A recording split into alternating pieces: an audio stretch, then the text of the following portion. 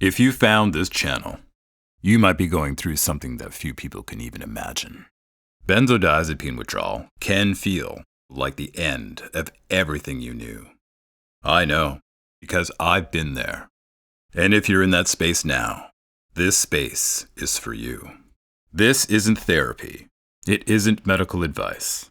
What I share here is lived experience, research, and the truth that most people, even doctors, don't talk about. When you feel like you're losing yourself, when the waves hit hardest, you need more than a textbook. You need a voice that understands. And that's what this channel is. A place to hold on and to remember that healing is happening, even if it feels impossible. Welcome to Through the Waves. Let's begin.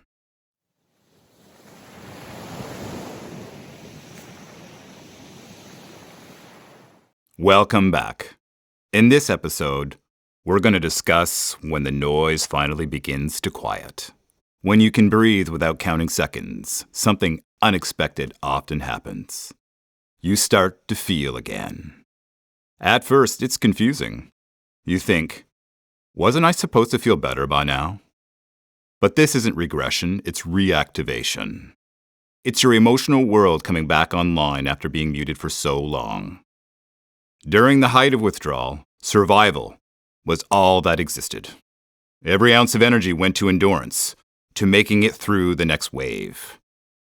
There wasn't room for nuance, for reflection, for emotional processing. The body was in lockdown.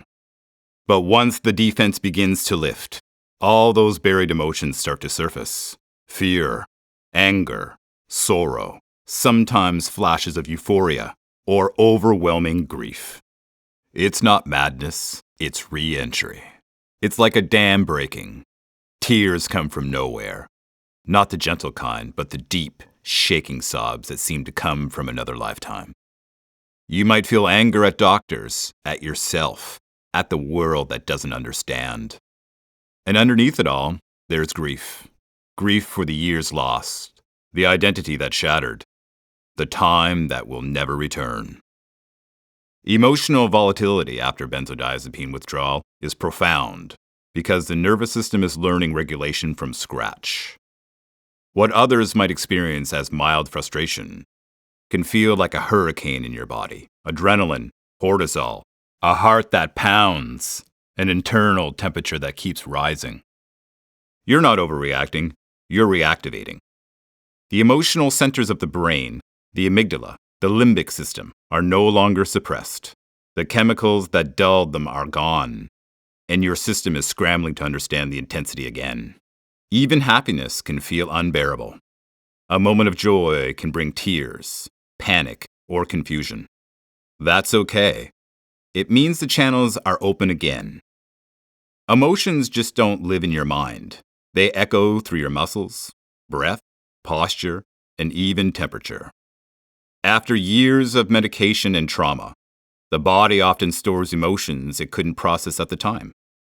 That's why when you start to heal, it's not uncommon for emotions to arrive with physical sensations. A tight chest with sadness, heat in the face with anger, shaking with fear, a deep, hollow ache in the stomach with grief. They're not new injuries. They're old emotions being released through physical channels. Some people find movement helps.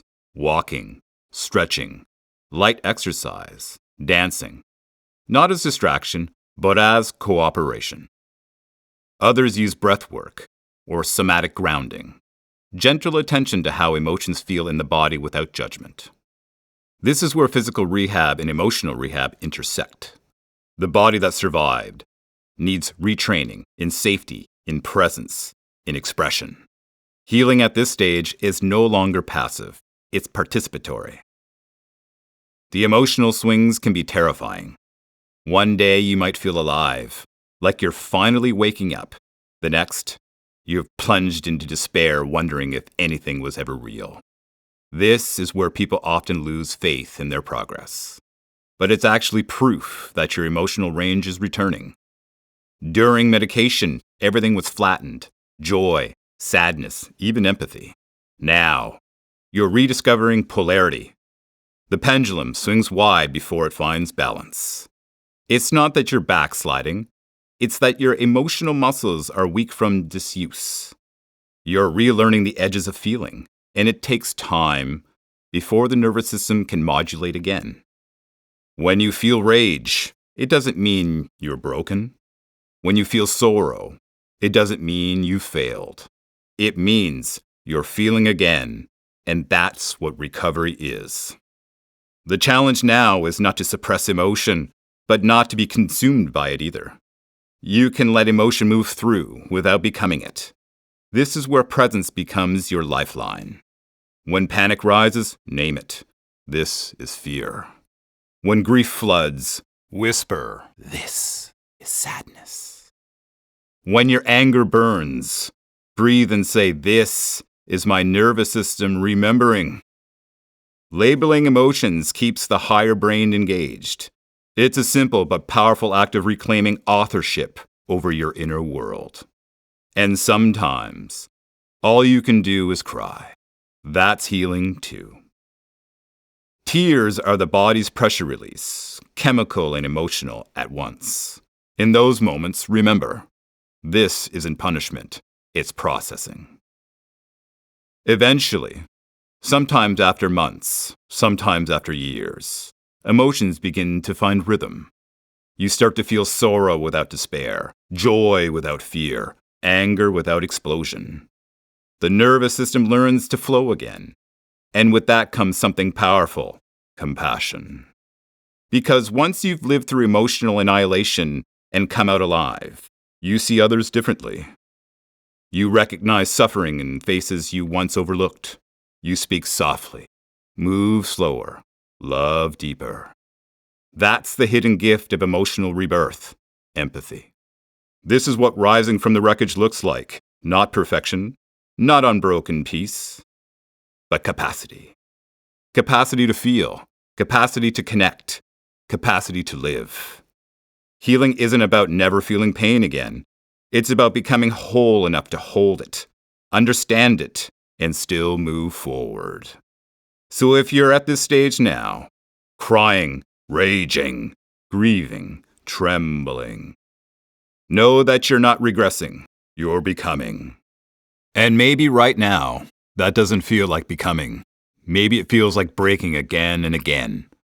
But what you're really witnessing is reconstruction, the nervous system stitching itself together through every wave of emotion.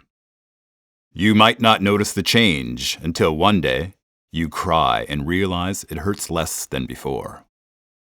Or you feel anger, but it doesn't consume you.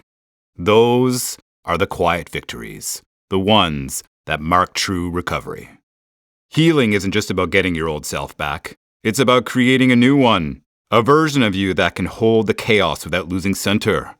And that takes time, trust, and repetition, feeling, resting, and feeling again.